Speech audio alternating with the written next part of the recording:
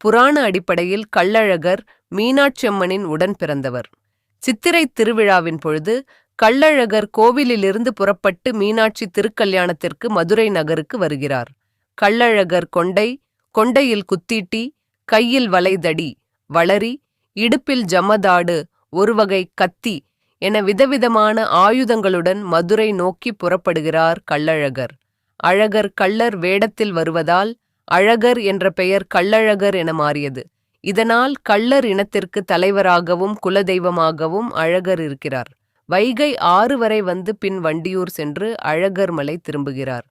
திருமலை மன்னர் காலத்திற்கு முன் கள்ளழகர் வைகை ஆற்றில் இறங்கும் விழா சித்திரை மாதத்தில் முழு நிலவன்று மதுரையை அடுத்துள்ள தேனூரில் நடைபெற்றது.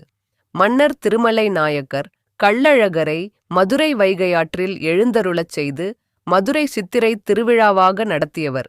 சித்திரை திருவிழாவின் போது கள்ளழகர் மதுரைக்கு வரும் நிகழ்வு எதிர் சேவை என்று கொண்டாடப்படுகிறது.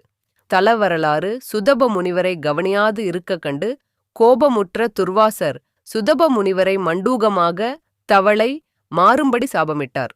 சாபம் நீங்க சுதப முனிவர் வைகை ஆற்றில் மண்டூக வடிவில் நீண்ட காலம் தவமியற்றி திருமாலால் சாபம் நீங்க பெற்றார். இது போன்ற தகவல்களுக்கு நம்ம தூங்கா நகரம் மதுரை என்ற பக்கத்தை ஃபாலோ பண்ணுங்க மக்களே.